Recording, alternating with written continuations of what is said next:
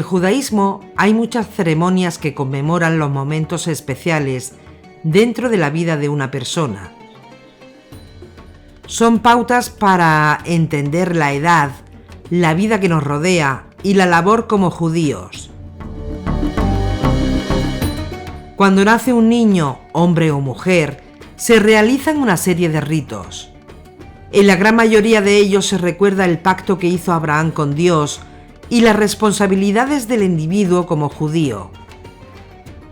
Hay una figura que se repite constantemente y es la idea de ofrecer tu hijo a Dios, de sacrificarlo o redimirlo, el rescate del primogénito, el Pidión Javén. Es una ceremonia donde literalmente el padre de toda familia debe redimir y comprar con 5 monedas de plata a su primer hijo varón. ¿Cuál es el significado de esto? Literalmente el padre llevaba al niño de 31 días de vida a manos de un cohen en el templo de Jerusalén y pagaba 5 monedas a cambio de su hijo.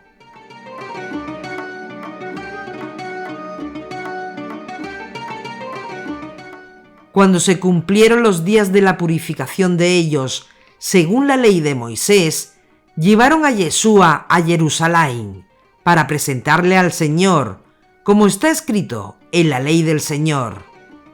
Todo varón primogénito será consagrado al Señor, y para ofrecer en sacrificio un par de tórtolas o 2 pichones, conforme a lo que se dice en la ley del Señor. Lucas 2, 22-24.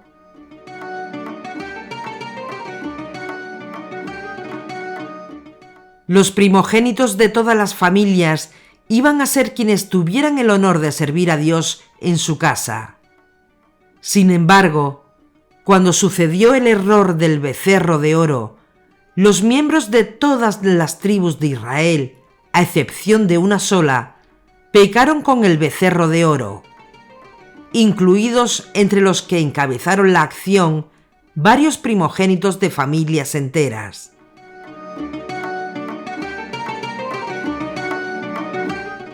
Por ello, perdieron su estatus privilegiado frente a Dios y se designó a los hijos de levitas como únicos sacerdotes, ya que esta tribu fue la única que se opuso, en su totalidad, a la construcción del ídolo. Por esa razón, el padre debe comprar a su propio hijo de las manos de un cohen, porque solo el cohen podía redimirlo de su servicio.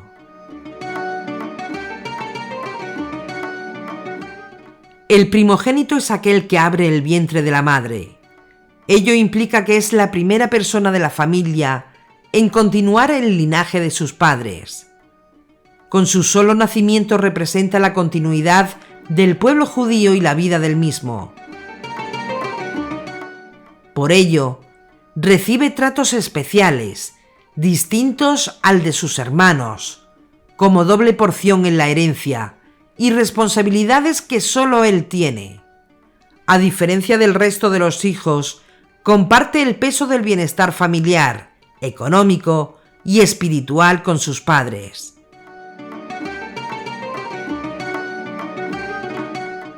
Es su responsabilidad proveer para sus hermanos y en la época bíblica era el que iba a ser el encargado de realizar los servicios en el templo.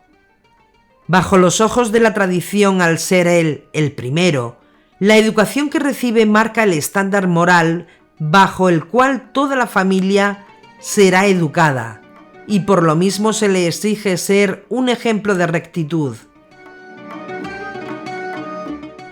El padre educa al hijo, y el hijo a los hermanos. Esta simbología se encuentra presente a lo largo de toda la Torá en distintas figuras. Desde el libro de Génesis podemos ver cómo el pacto hecho por nuestros patriarcas con Dios se reelabora nuevamente en cada uno de ellos a través de la primogenitura, a través del derecho que tienen como hijos de la primera esposa de su padre.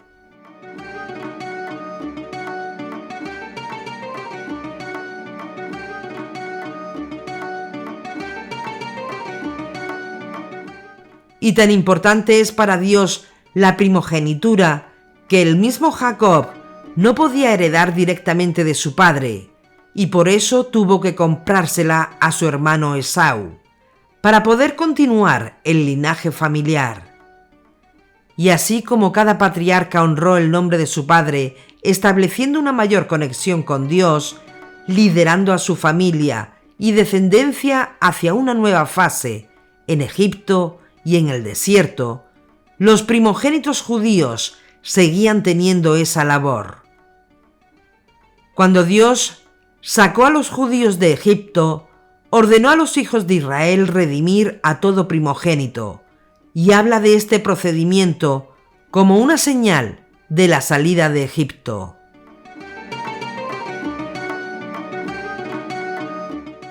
Nos dicen nuestros sabios que desde ese día se designó al primogénito de cada familia como el encargado de realizar los servicios en el templo. Iban a ser los primogénitos de todas las familias quienes tuvieran el honor de servir a Dios en su casa. Sin embargo, cuando sucede el evento del becerro de oro, los miembros de todas las tribus, a excepción de una sola, pecan con el becerro de oro, incluidos entre los que encabezaron la acción varios primogénitos de familias enteras. Por ello, pierden su estatus privilegiado frente a Dios y se designa a los hijos de los levitas como únicos sacerdotes, ya que esta tribu fue la única que se opuso en su totalidad a la construcción del ídolo. Por ello, el padre debe comprar a su propio hijo de las manos de un cohen, porque solo el cohen puede redimirlo de su servicio. Por esa misma razón, los hijos de Coanín, que tienen un padre o una madre cohen, no realizan la ceremonia, porque no pueden ser redimidos de dicho servicio.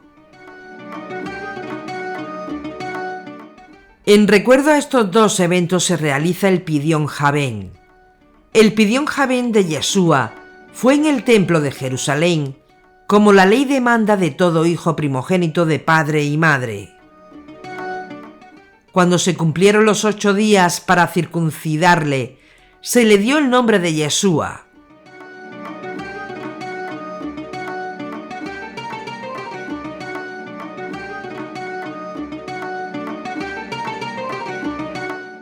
Cuando se cumplieron los días de la purificación de ellos, según la ley de Moisés, llevaron a Yeshua a Jerusalén para presentarle al Señor, como está escrito en la ley del Señor.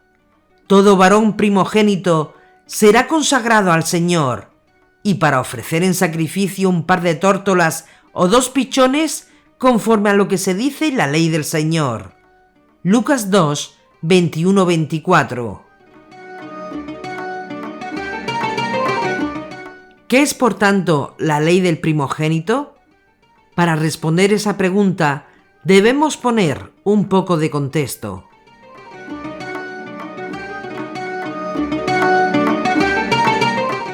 Dios apareció primero a Moisés en la zarza ardiente, en el monte Joreb, en Marián, cuando él estaba con las ovejas de su suegro. Dios le dijo a Moisés que regresara a Egipto y que le dijera un mensaje al faraón. ¿Cuál fue ese mensaje? El mensaje fue muy simple.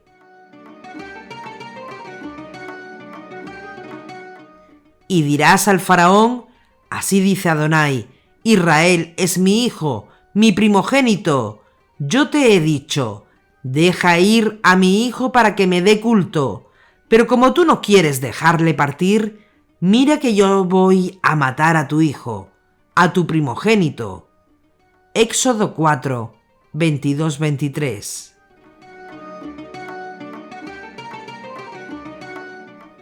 La amenaza está ahí, y lo puedes tomar como quieras. Si tú no dejas ir a mi primogénito, yo te voy a matar a tu primogénito. Midá keneged midá, medida por medida. Ahora bien, ¿en qué sentido Israel es el primogénito de Dios?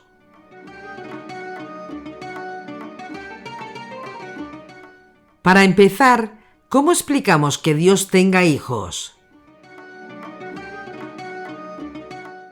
Dios es Dios. ¿Cómo Dios puede tener hijos? Si miramos bien la Torá, veremos que en varios lugares dice que Dios tiene hijos. De hecho, Devarim capítulo 14, verso 1 dice: Hijos sois de Adonai, vuestro Dios. No os haréis incisión ni tonsura entre los ojos por un muerto, porque tú eres un pueblo consagrado a Adonai tu Dios, y Adonai te ha escogido para que seas el pueblo de su propiedad personal, entre todos los pueblos que hay sobre la haz de la tierra. Deuteronomio 14, 1-2. En ese contexto, quiere decir, tú eres particularmente cercano a mí, y por lo tanto, tú no tienes que hacer las cosas que hacen los paganos para llamar la atención de sus supuestos dioses. ¿Qué hacían los paganos para llamar la atención de sus dioses? Se cortaban la carne y chorreaban de sangre.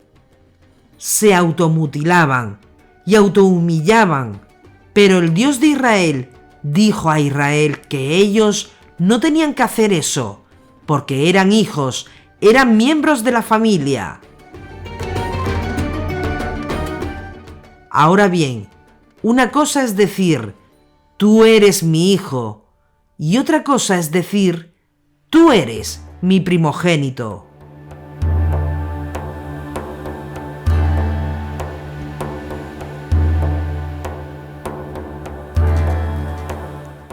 En los días bíblicos, el primogénito era el hijo más cercano al padre.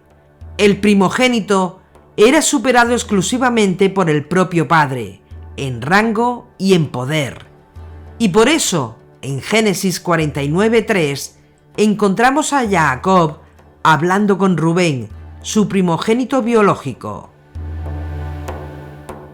Rubén, mi primogénito eres tú, mi vigor y las primicias de mi virilidad, plétora de pasión y de ímpetu, espumas como el agua. Cuidado, no te desbordes, porque subiste al lecho de tu padre. Entonces violaste mi tálamo al subir. Génesis 49:3-4.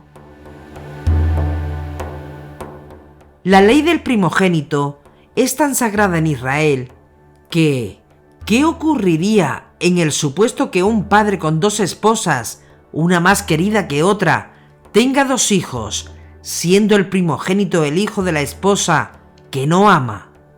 ¿Quién sería el primogénito? ¿El hijo que nació primero de la mujer que ya no ama? ¿O el hijo que nació de la mujer que ama? La respuesta la encontramos en la misma Torá. Si un hombre tiene dos mujeres, a una de las cuales ama y a la otra no, y tanto la mujer amada como la otra le dan hijos, si resulta que el primogénito es de la mujer a quien no ama, el día que reparta la herencia entre sus hijos, no podrá dar el derecho de primogenitura al hijo de la mujer que ama, en perjuicio del hijo de la mujer que no ama, que es el primogénito, sino que reconocerá como primogénito al hijo de ésta, dándole una parte doble de todo lo que posee, porque este hijo, primicias de su vigor, tiene derecho de primogenitura. Deuteronomio 21, 15-17. Por tanto, la halajá de Moshe es clara y no se discute. Por eso dijimos que la ley de la herencia de la primogenitura es sagrada en el judaísmo. todo primogénito recibe doble parte de la herencia. Ahora bien, si aplicamos la ley del primogénito a Israel, ¿en qué sentido podía Israel decir que fue la primera nación, el primogénito, si claramente antes de existir la nación, el pueblo de Israel, existieron otras civilizaciones?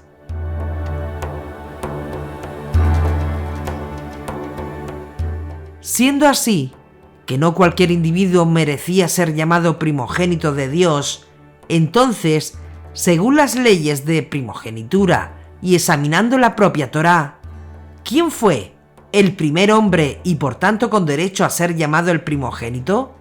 Adán. Es decir, si examinamos el árbol genealógico de la humanidad, Israel es una pequeña rama del árbol, nacida mucho después.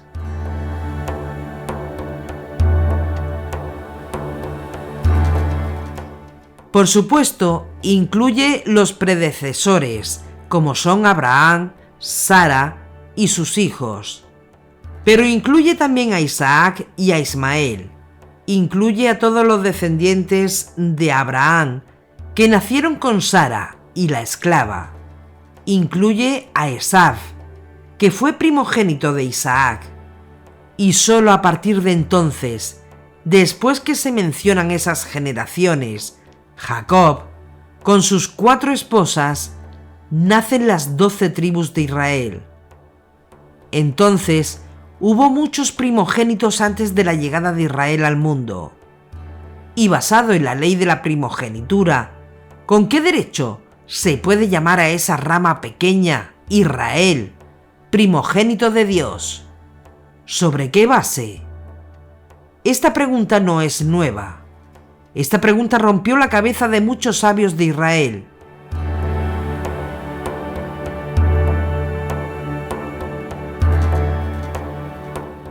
Hay una respuesta que se encuentra en un libro muy antiguo, de antes del siglo I.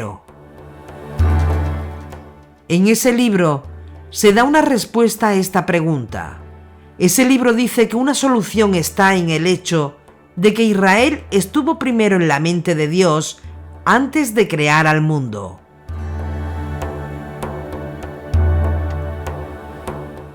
En otras palabras, que cuando Dios creó al mundo, tuvo en mente que a partir de Adán sacaría a un pueblo especial en algún tiempo futuro, y que esa nación sí guardaría el Shabbat.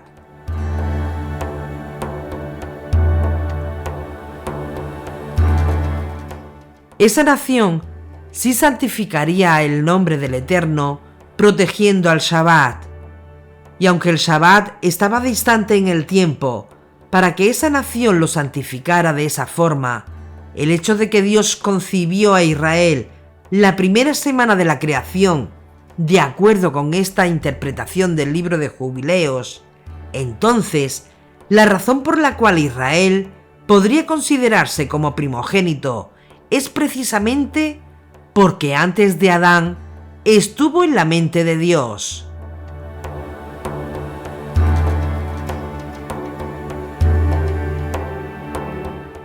Y sobre esa base, dice el libro de Jubileos, Hashem le dijo al faraón por medio de Moisés: Israel es mi hijo, mi primogénito.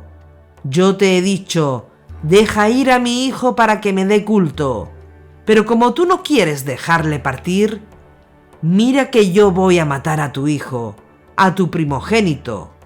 Éxodo 4, 22, 23.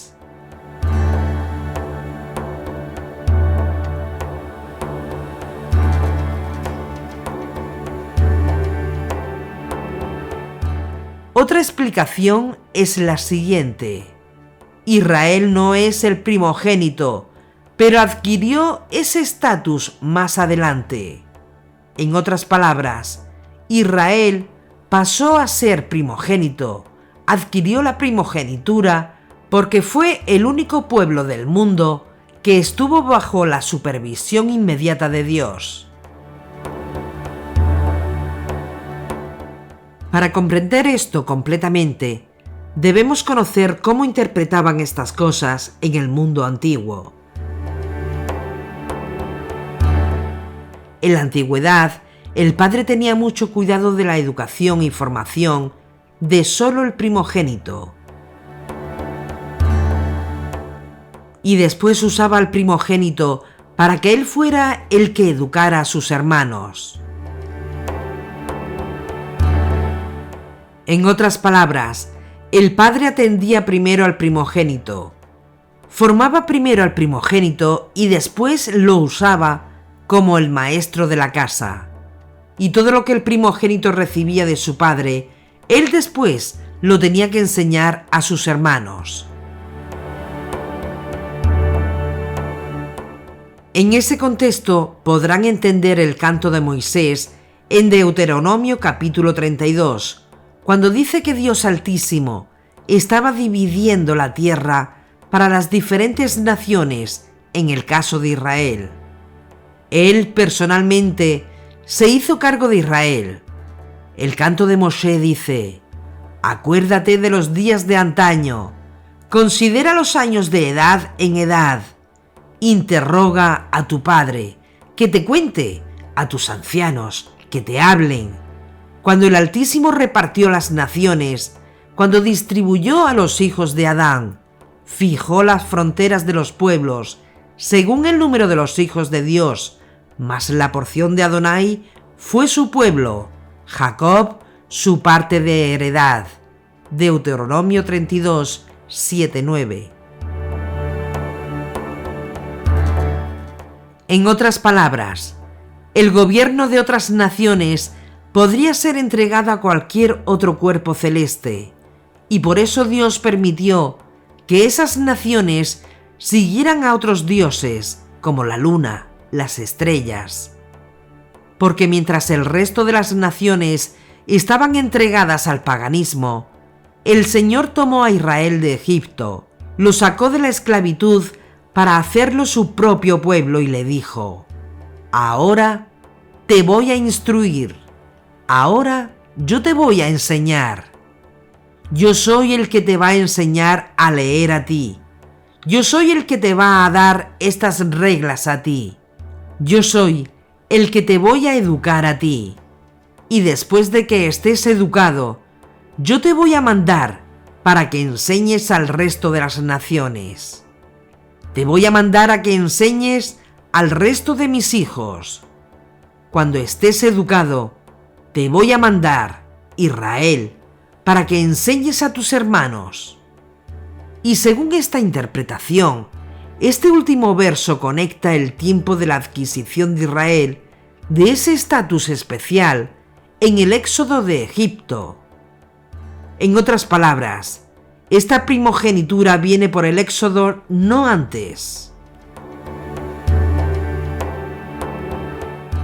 Entonces, Israel no es el primogénito, pero lo adquiere debido a esta función pedagógica que Dios le entrega, como era la costumbre con los primogénitos antiguamente. Y otra explicación, similar a la anterior, está también relacionada con el éxodo, pero específicamente no con la salida de Egipto, sino con la entrega de la Torá en el Sinaí. Hay una tradición muy antigua que dice que Dios intentó primero entregar la Torá a otras naciones, pero éstas no quisieron, y finalmente el pueblo de Israel fue el que la aceptó. Ben Sirá, que fue escrito antes de Yeshua, en el capítulo 17, versos 17 y 18 dice: cuando Hashem reparte todas las naciones de la tierra, para cada nación estableció una regla, pero Israel es su propia porción, a quien siendo su hijo primogénito, lo hizo subir de Egipto con fuerte disciplina. Y ahí está el secreto, lo hizo subir de Egipto con fuerte disciplina. En otras palabras, a diferencia de otras naciones y otras culturas del mundo, Israel, como hijo primogénito, por sus valores teológicos, sus valores culturales, sociales, festivos, fueron entregados y supervisados personalmente por Dios. Nos vamos a detener aquí un momento con la palabra disciplina, en hebreo, yasar o musar. Disciplina, castigo, instrucción. Dice la Torá: así como el padre disciplina al hijo que le sirve, así el Señor, tu Dios, te disciplina a ti. Date cuenta, pues, de que Adonai tu Dios te corregía como un hombre corrige a su hijo, y guarda los mandamientos de Adonai tu Dios, siguiendo sus caminos y temiéndole. Deuteronomio 8, 5, 6. Cuando se tienen en cuenta todo esto, tenemos el significado completo de Israel como primogénito. Definitivamente Israel no nació primero, pero llegó a ser llamado el primogénito de Dios porque Dios se había hecho cargo directamente de ese pueblo. Por lo tanto, Él mismo fue el maestro directo de Israel. Y es por eso que en muchas ocasiones Dios tiene que castigar a Israel a fuerza de disciplina, precisamente por su condición de hijo primogénito.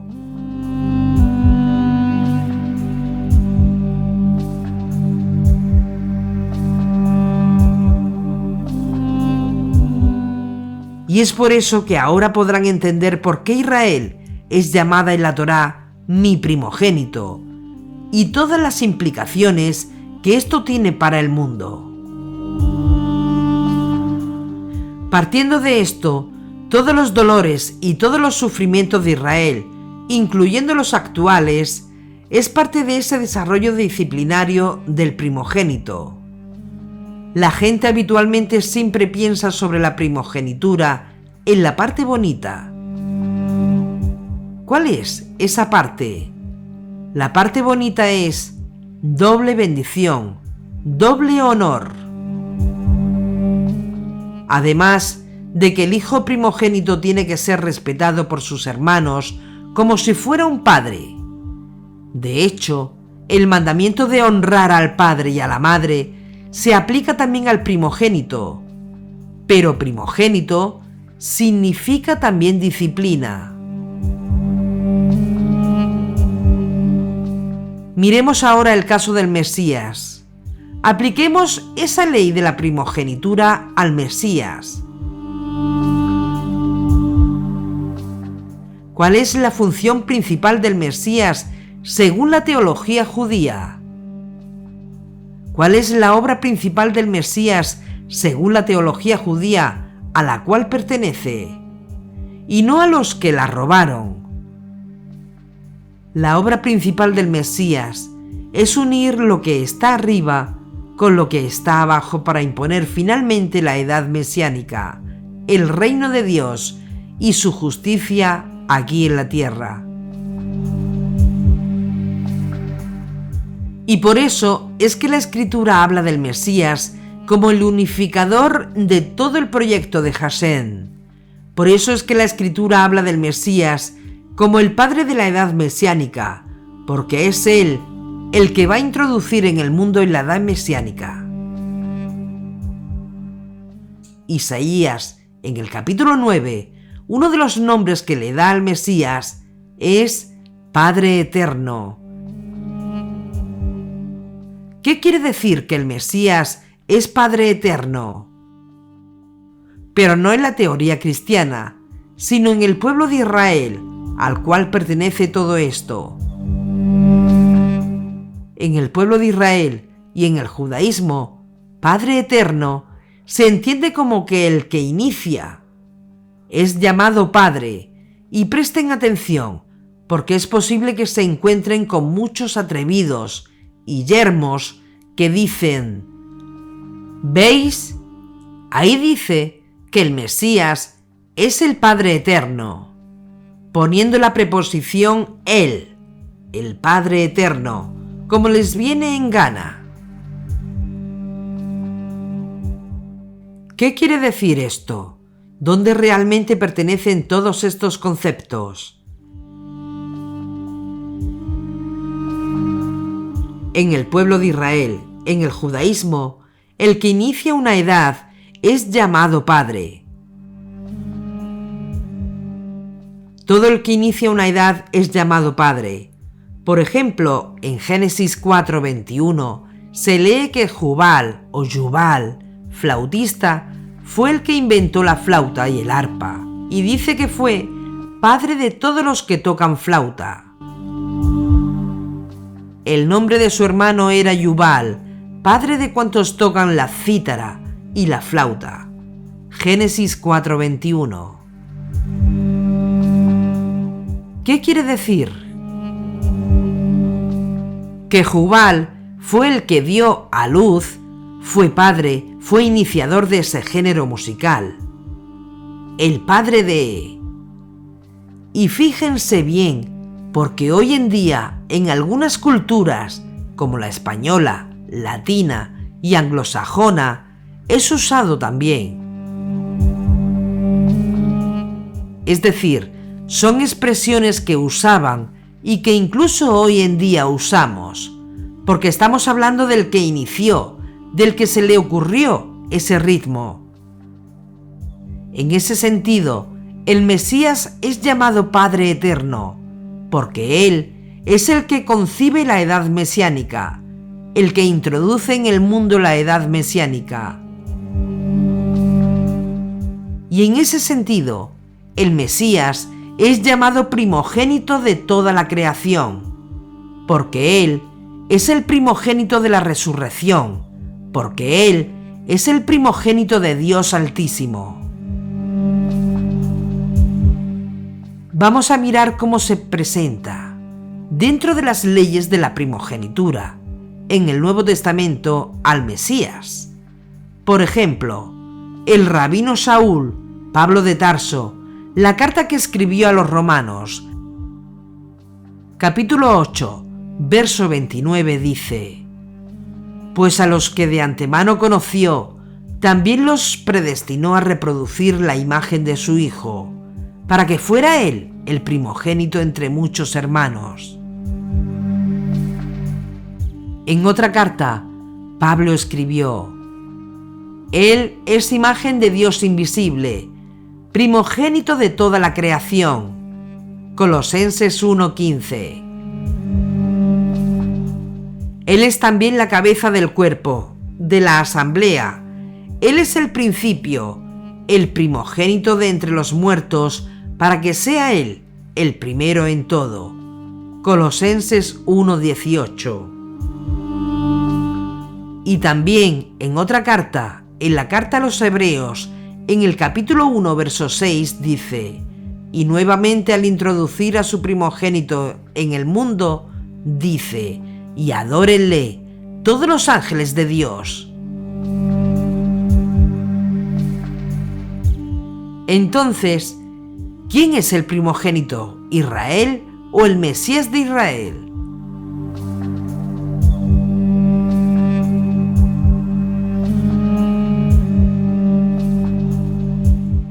Nuestros libros presentan al Mesías como primogénito de Dios Altísimo. ¿Cómo puede ser Yeshua el primogénito de Dios Altísimo si Dios, por definición, no tiene hijos? Para poder entender esto, tienen que tomar todo lo que dijimos anteriormente sobre las leyes de primogenitura, cómo se entendió en los días antiguos, cómo entendió el pueblo de Israel como primogénito, y entonces aplicarlo al Mesías. Es decir, Israel, como nación, estuvo en la mente de Dios Altísimo antes que las naciones surgieran. Yeshua, como Mesías, estuvo en la mente de Dios Altísimo antes de la creación de todas las cosas.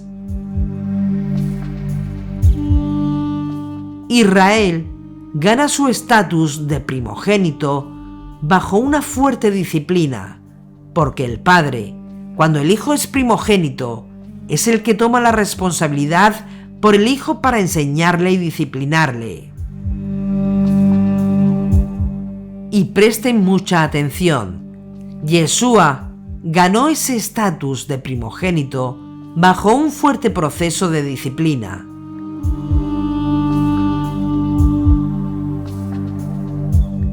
La gente que cree en el Jesús Dios y que desconoce al Yeshua judío, al Mesías judío, ¿cómo describen al Mesías? Presentan a Yeshua con una aureola, las manos muy finas. Presentan a un tipo perfecto, porque claro, para ellos, ¿cómo va a pecar Jesús? Por supuesto, ¿cómo va a pecar Dios encarnado? Pero escuchen y aprendan bien. No hacen falta tales malabarismos teológicos si vamos a la raíz de dónde surgió esta cultura.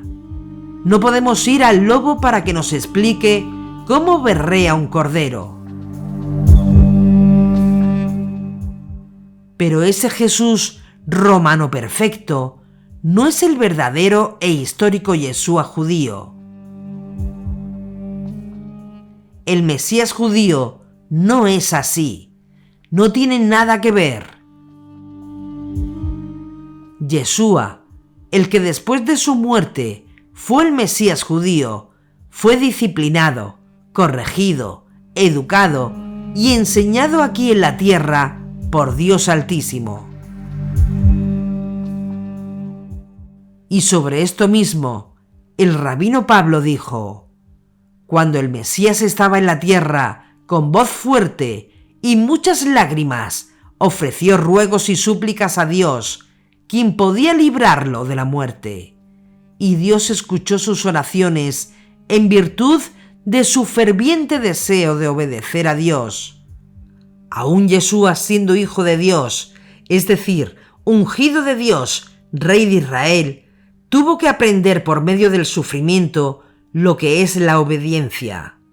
Y habiendo sido perfeccionado de esa manera, llegó a ser el autor de la salvación eterna de todos los que lo obedecen. Y Dios lo nombró sumo sacerdote de la misma clase de Melquisedec. Hebreos 5, 7, 10. ¿Prestaron atención? Tuvo que aprender por medio del sufrimiento lo que es la obediencia.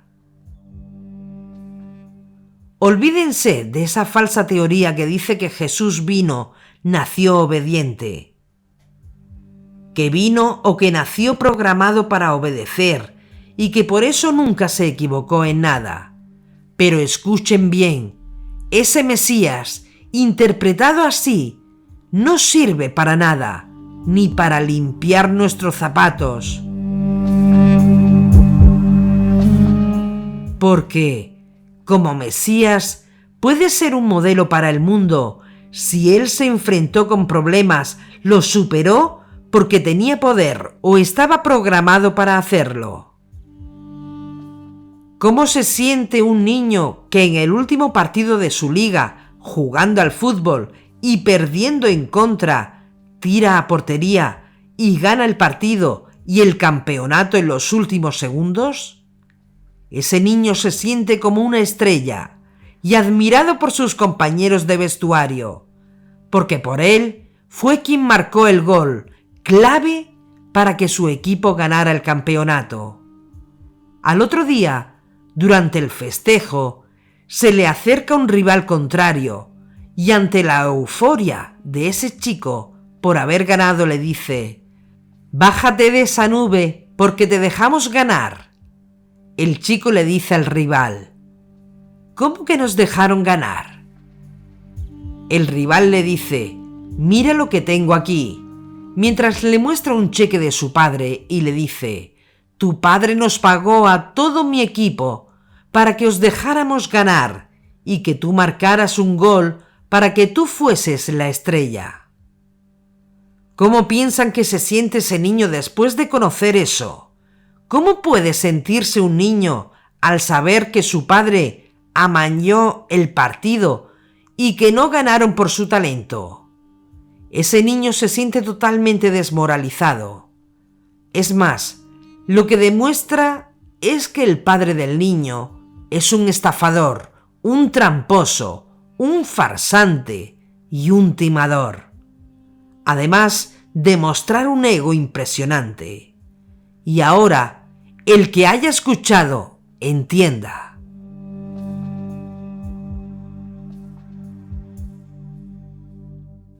Presentar a un Jesús encarnado, un Dios encarnado, es la teoría y teología más estulta que uno pueda imaginarse.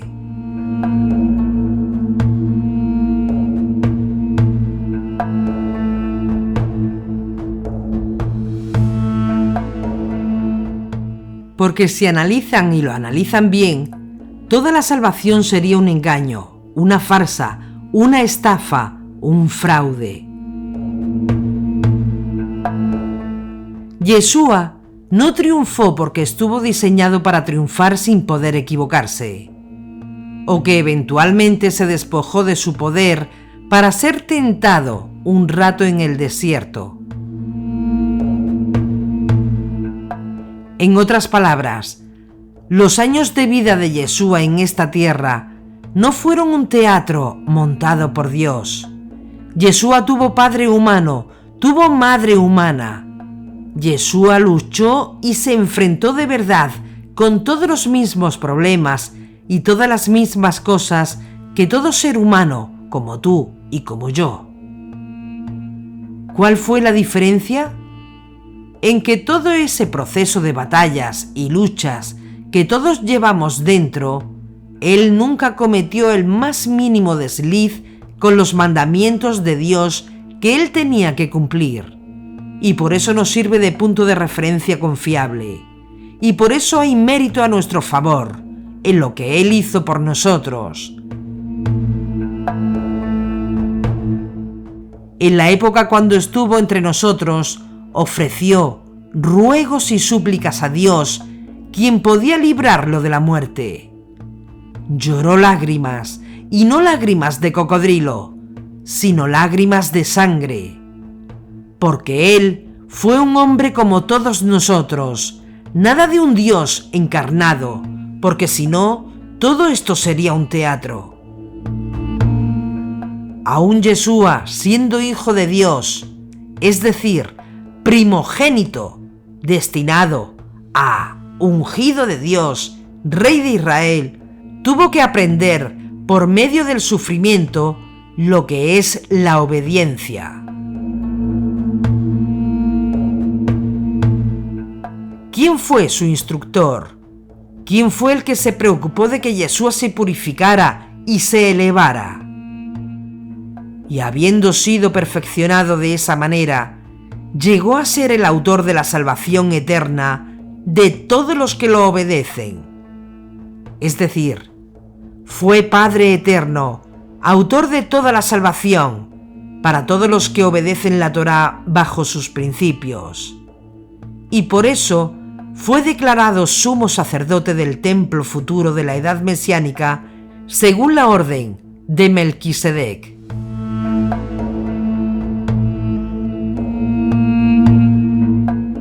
Entonces, ¿qué seguridad tenemos con un Mesías judío, un hombre 100% descendiente por vía paterna del rey David?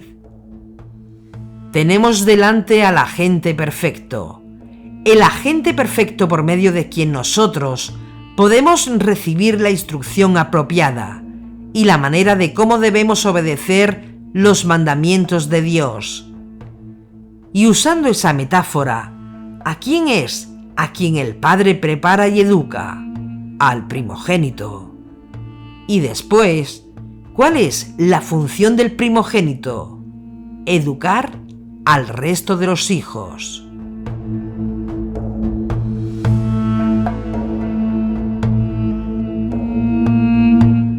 Y es de esta manera, todos los que entraremos en la edad mesiánica tendremos que ser educados por el Mesías, como el Mesías fue educado por Dios para ser declarado el primogénito de toda la creación.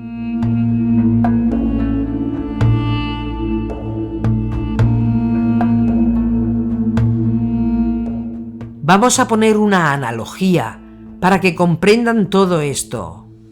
Si usted quiere comprarse una casa o montar un negocio, habitualmente casi todos necesitamos un préstamo bancario. ¿Con quién hablas? ¿Con el dueño y director del banco? No. Se habla con un agente designado en una sucursal bancaria. O cuando vamos a comprar una casa, ¿con quién habitualmente se habla? Habitualmente no se habla con el dueño de la casa, sino con un agente inmobiliario. El agente inmobiliario conoce al dueño de la casa y conoce al agente bancario. El agente inmobiliario conoce las reglas de juego. Pero por otro lado, el agente inmobiliario es como usted, conoce tus dudas, tu situación específica. Y el agente inmobiliario conoce las condiciones bancarias y sabe cuál es la opción más adecuada a tu situación específica y necesidad. ¿Y qué es lo que hace el banco? El banco confía en sus agentes, en sus directores de cada sucursal bancaria. El agente bancario conoce tus números y sabe cómo mostrar tus cuentas para mostrar tu realidad, bien puesta, para que el banco autorice el préstamo. Y el agente bancario no puede ser tu familiar, porque en ese caso sería un agente deshonesto. ¿Por qué? Porque habría conflicto de intereses. Y presentamos esta analogía porque lo mismo ocurre con el Mesías. Queremos que vean esta perspectiva con el Mesías y es tan simple que un niño lo puede entender. Nuestro deber es crear esa unión. ¿Para qué venimos al mundo? ¿Ustedes quieren tener sentido en vuestras vidas? ¿Quieren entender realmente cuál es la razón por la cual vinimos a este mundo? Este mundo Dios lo creó imperfecto a propósito, para darte la oportunidad de que eleves la espiritualidad de este mundo, de que tú trabajes con Él en la perfección de este mundo. Nuestro deber es crear esa unión entre la sustancia material del mundo y la realidad espiritual del Malhut Hashamayim. En otras palabras, nuestro trabajo es unir el cielo y la tierra.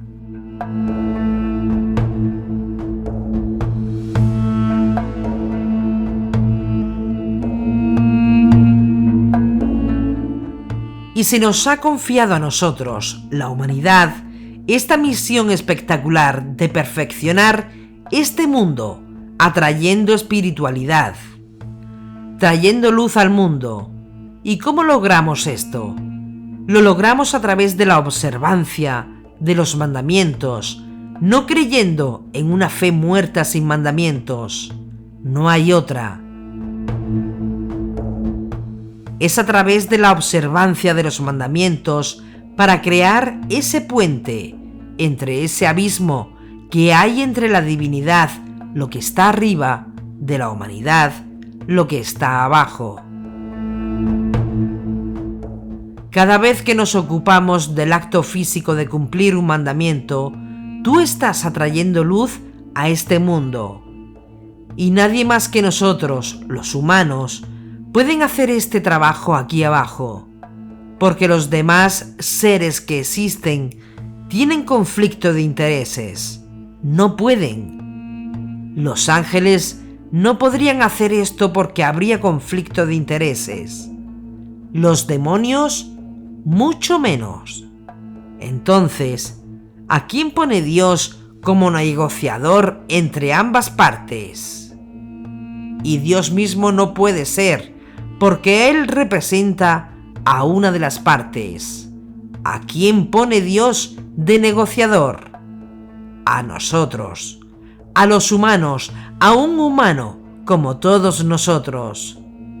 ¿Saben por qué? Porque cuando Dios creó al hombre y consultó con sus seres espirituales creados, le puso al hombre un alma divina semejante a él, pero en un cuerpo material.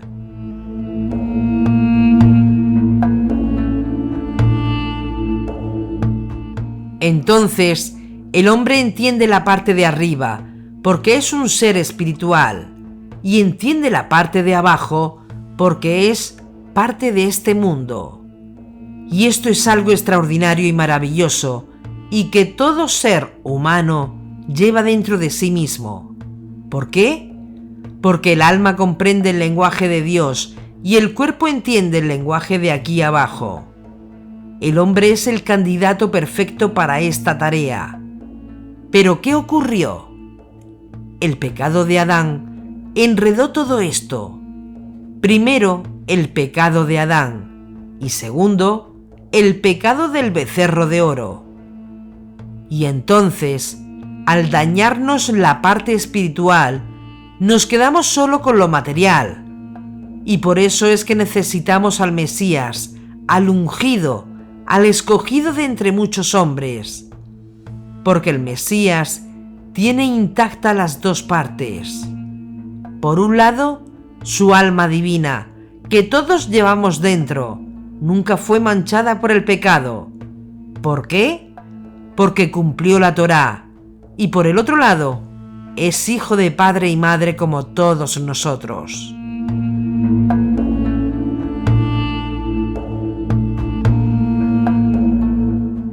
Es decir, el Mesías viene y por sus méritos que aprendió por obedecer y por lo que padeció, tenemos la oportunidad de limpiar nuestra alma divina, de expiar nuestras heridas y hacer entonces que nuestro servicio a Dios atraiga la edad mesiánica para este mundo. Porque el plan final de Dios es que estemos en perfecta unión, en perfecta ejad con Él, en un cuerpo material espiritual. Y este trabajo, este proceso que va a concluir con la edad mesiánica, ocurrirá cuando cada dimensión de nuestra existencia mundana sea absorbida y permeada por la divinidad. Quiere decir que este mundo donde nosotros vivimos ahora es un tiempo de noviazgo con el uno y único Dios, hasta que llegue la edad mesiánica donde tendremos el verdadero matrimonio. El Mesías fue quien anunció este gran final de redención, porque es un hombre de este mundo. Es un ser humano de carne y hueso de este mundo, no con apariencia de hombre o un ser Dios engendrado, sino un hombre con ombligo, engendrado por su padre José y gestado por su madre. Y por eso dijo el rabino Pablo de Tarso: Pablo, siervo de Yeshua el Mesías, un apóstol por llamamiento, habiendo sido apartado para el Evangelio de Dios, que él había prometido de antemano por medio de sus profetas en las Santas Escrituras acerca de su Hijo, nuestro Señor Yeshua el Mesías, del linaje de David, según la carne. Y presten atención, del linaje de David, según la carne, no de la madre, que no daba linaje. Porque afirmar eso es mostrar un desconocimiento de la historia antigua espectacular. Del linaje de David, según la carne, según el padre, según su padre Yosef. Del linaje de David, del esperma de David, de la simiente de David. Y que sepamos, hasta ahora, las mujeres no procrean ni dan linaje con su esperma, sino los hombres. Pablo, siervo de Yeshua el Mesías, un apóstol por llamamiento, habiendo sido apartado para el Evangelio de Dios, que él había prometido de antemano, por medio de sus profetas en las Santas Escrituras, acerca de su Hijo, nuestro Señor Yeshua el Mesías, del linaje David según la carne, que fue designado Hijo de Dios con poder, conforme al Espíritu de Santidad, por su resurrección de entre los muertos. Romanos 1:14. Es decir, Hijo de Dios, primogénito de entre sus hermanos los hombres, del semen de David, proclamado Rey de Israel, Hijo de Dios con poder, confirmado por la resurrección de entre los muertos. Y esto, puesto así, donde realmente pertenece y no interpretado bajo las teorías de quién y por quién fue robado, es que el Mesías judío se convierte en algo extraordinario, porque no necesita de los malabares teatristas del cristianismo o de algún mesianismo para que todo encaje.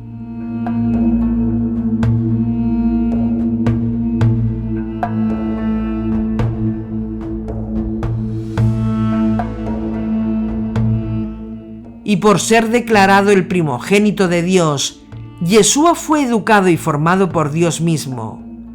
Y es por eso que lo vemos luchando con tantos desafíos. Sin embargo, su alma pura nunca conoció el pecado. Yeshua anuló completamente su ego, anuló completamente su yo, para ser consciente exclusivamente de la voluntad divina.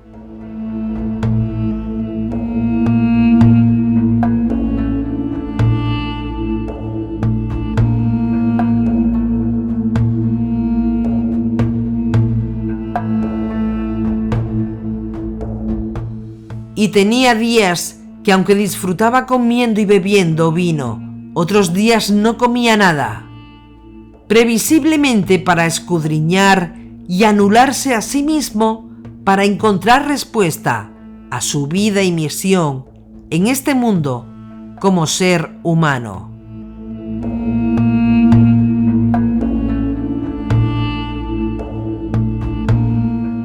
Entretanto, los discípulos le rogaban diciendo: «Rabí, come». Pero él les dijo: «Yo tengo una comida para comer que vosotros no sabéis». Se decían entonces los discípulos unos a otros: ¿le habrá traído alguien de comer? Les dice Yeshua: «Mi comida es que yo haga la voluntad del que me envió y termine su obra».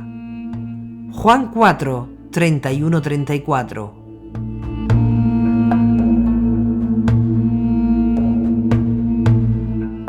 Que termine su obra, que termine su trabajo. Y la obra más grande que puede hacer un judío y un justo de las naciones debajo del cielo es servir a Hashem, servir a Dios.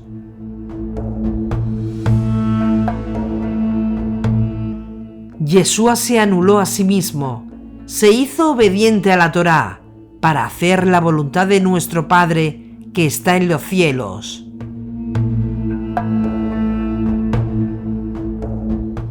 Y es por eso que su obra fue bien recibida en los lugares celestiales, y por eso, por ese mérito, fue declarado el Mesías, por el poder de la resurrección.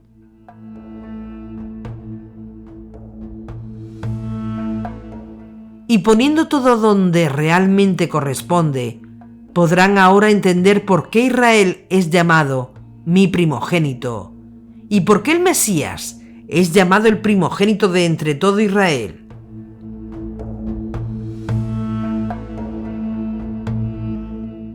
Mientras la edad mesiánica llegue y se complete el matrimonio, ¿cuál es nuestro trabajo?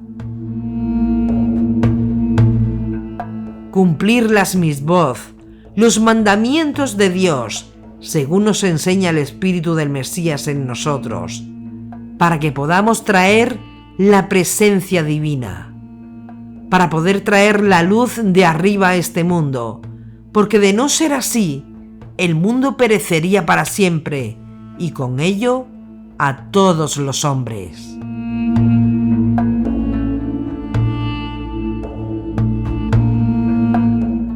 Si pudiéramos ver las tremendas implicaciones que tiene en el mundo espiritual cumplir, aunque sea el más pequeño mandamiento de todos, nos quedaríamos con la boca abierta.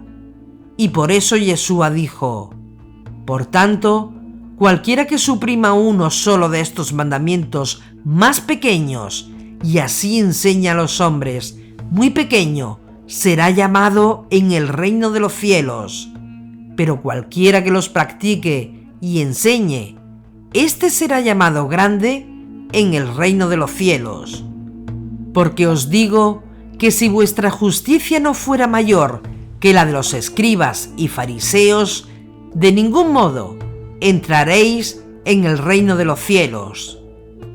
Mateo 5, 19-20.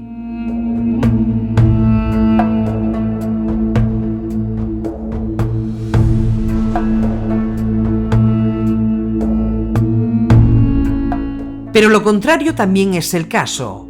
Aún el más pequeño mandamiento que pisoteamos causa un desastre en el mundo espiritual.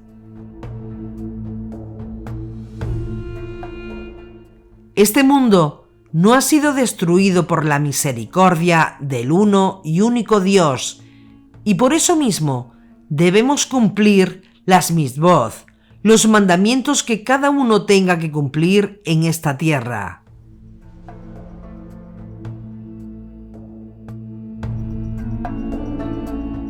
El final de todo discurso oído es este: teme a Hashem y guarda su instrucción, sus mandamientos, porque esto es el todo del hombre, hacer la voluntad de nuestro Padre.